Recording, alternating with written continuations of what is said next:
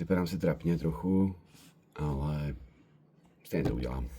Prostě dneska jsem tam byl samozřejmě znova udělat si fotku, tak jsem si vzal pejska na vodítko, aby bylo všechno v pohodě.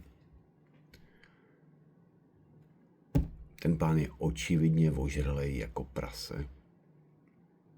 Sedí tam celý den na té prdelce v teplíčku. Asi si neumí pustit něco na YouTube nebo nějaký film, když stejně nemá co dělat. To bych tam třeba dělal já, 100%, protože tam máš asi 5 povinností za den a pak sedíš na zadku. Takže tam chlastá. Jako podívej se na to video a řekni mi, že... Já už jsem si říkal minule, že je vypitej. Podívej se na tohle video a řekni, že není spitej jak taška. Takže on tam sedí, lemtá. Což je docela smutný.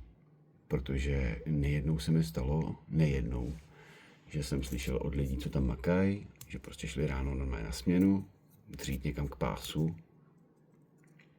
a dostali normálně dechnout. A taky teď to už se úplně nejsem jistý, nechci tady jako říkat něco, co nevím, ale mám za to, že buď za to byly nějaký finanční jako pokuty, anebo přímo jako vyhazov.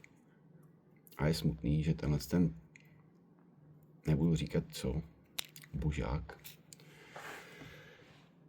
tam leje každý den, podle mě každý den, protože vždycky, když ho vidím, taky vypitej. Podívej se sám. A to nemůžu vědět, že je vypitej, ale jakoby, tak si se podívat. Bude mi tam do mě prudit, že zavolá policajty, dobře, tak by řve tam na mě na psa, místo aby zalez a šel zavolat ty policajty. Furt dokola opakuje, že mám zákaz si tam natáčet. Já nemám žádný zákaz, to je první věc. Za druhý, ty si můžeš natáčet, co chceš. Na soukromém pozemku, na jakýmkoliv pozemku. Policajty si můžeš natáčet, můžeš si prezidenta natáčet, koho do háje chceš. To je hrozná nedorozumění tady. Si lidi myslejí, že jako nespíš na to. Ne, blbost. To bylo kdysi dávno, už hodně dávno. Tady ten pán ani neví, o čem mluví, vyhrožuje mi tam nějakýma policajtama, mluví o nějakém zákoně, který neexistuje. Ty můžeš si natáčet, co chceš, zveřejňovat to, sdílet to potom, tam už je to složitější. Natáčet si můžeš, co chceš. Zakončím to tím, že je to smutný, že prostě tenhle pán si fakt jako využil ty kamery, co jsou tam kvůli bezpečnosti, já nevím kvůli čemu ještě, aby je použil na to, aby mě udělal zle, protože já teď jsem jako týram zvířata, ano, protože ono to mít psa bez vodítka spadá pod nějaký odstavec, já bych vám to i mohl ukázat, ale nebudu to líkovat asi data a všechno, ale prostě to tak je, ono to spadá pod odstavec týrání zvířat, když máš na vodítku, bohužel to tak je. Takže já, když si jako pojedu na kole, tady na hutě, tam všichni známe, tam prostě, to je jedno, ten pes je zvyklý, už určitě se mnou jezdil na skatech, na kolech, tahal mě na skatech, ty vole, to je jedno, prostě je zvyklý. A no prostě tím, že já ho pustím z vodítka, když jedeme na kole, aby se neškrtila. Jeli jste někdy se psem na kole někdo? Na vodítku? Nic moc. No dobře. Takže tím, že já ho pustím z toho kola, tak ho vlastně týrám. Oficiálně takový je zákon, spadá to po ten odstavec, takže já týrám svýho psa tím, že když jedeme na kole domů tady na hutě, tak ho týrám, protože jsem ho pustil z vodítka. Mám za to zaplatit 2,5 tisíce. Wow. A proč? Jenom protože ten ožralej pitomec si neumí pustit nějaký film na telefonu, nebo já nevím, má nějaký mindráky a prostě se tam nudí a vadí mu, že já tam si udělal fotku. Tady jste to viděli na Facebooku, jako dobře, někdy jsem tam jako byl úplně trošku jako nasterte si, ale to je to, že já jsem si chtěl jenom udělat fotku a ty nemáš jako žádný prostě pravomoc ani důvod mi to zakazovat. Navíc ještě jenom blbej vrátnej. To jako mě taky dostalo, ne? To je v tom videu. Uvědom si, s kým jako mluvíš. S vrátným z fabriky, co si ti chtěl říct, ty vole. No dobře, já to skončím a pustím vám to video, jo. Prostě řekni mi, že není ožralej. A není to smutný, když lidi, co tam chodí fakt dřít, tak fakt dostávají dejchnout. A ten blbeček samozřejmě to má přes nějakýho známýho, teplý flíček, kde nic neděláš. To je vždycky přes nějakou známost, že jo. A samozřejmě nestane se, že mu dali třeba zítra dejchnout, ne. Nestane se to. Samozřejmě, že ne. No nic, no. Jako asi celý ten smysl tohohle videa jedinej je, až ho někde potkáte, nebo vám bude chtít koupit panáka ožralej někde, tak ho pošlete do prdele, protože vidíte, jaký je to člověk, jakoby. Žije někde ještě v minulosti a myslí si, on věří tomu, že já nemám právo si tam něco natáčet. Já si můžu natáčet kámo, co chci, když už mě vyhrožuješ nějakýma zákonama, tak si to aspoň zjistí, jak to je, ty vole. Že to tady ten Bechyňák, co v životě nenapsal maila, že jo, protože to nepotřeboval. Asi jako požralej pitomec, tak samozřejmě neví. No.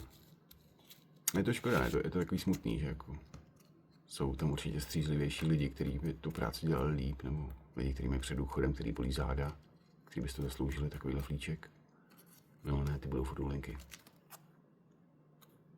Tenhle ten píčus, jenom protože tam někoho zná, tak se tam bude sedět a chlastat. A nedivil bych se, kdyby to byl nakonec i on, protože to je na vrátnici, kdo těm lidem dává po ránu dýchat. Doufám, že to tak není, nevím, nebyl jsem tam, já jsem tam nikdy nepracoval a nikdy tam pracovat nebudu. To jsme se pochopili, o tom je celá tady ta kauza. A to je všechno. Tady se podívejte a řekni mi, že není ožralej. Řekni mi, že není ožralej ten týpek.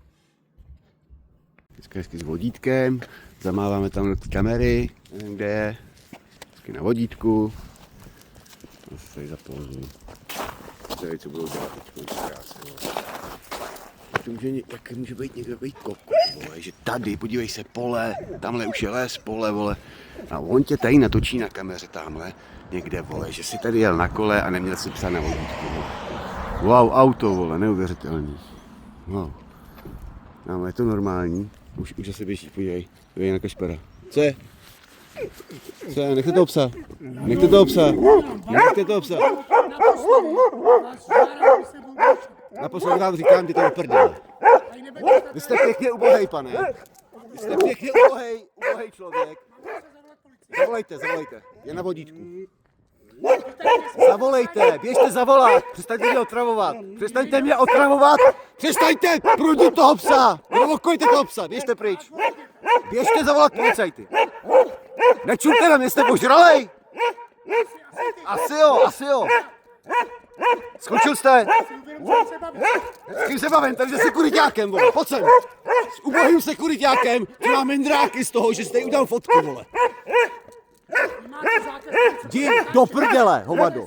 Jdi do prdele, zalez do té boudy. Jak jsi ubohej, podívej se, jak jsi ubohej. Přestaň štěkat, sedni si. Ještě něco, běž zavolat, běž ty Kašpare. Vysedou se na tebe, oni sem nepojedou kvůli tobě. Sedni si. Běž do prdele, seš ubohej, mě to nezajímá. Naser si. Sedni si. Nechte toho psa. Provokujete toho psa, běžte do prdele. Něco vám ukážu, můžu něco ukázat? To je pro vás, pane ubohej, ubožáku, to se tady tak nudíš, že vybíráš videa a posíláš je na policajty, že jsem tady jel na kole bez vodítka, ty jsi ubožák. Jdeme. Naser si, blbečku. Čau, debile, bla. Jak malý děcko, vole, seš. Ještě jednou. Chceš mi říct, že není vypitej?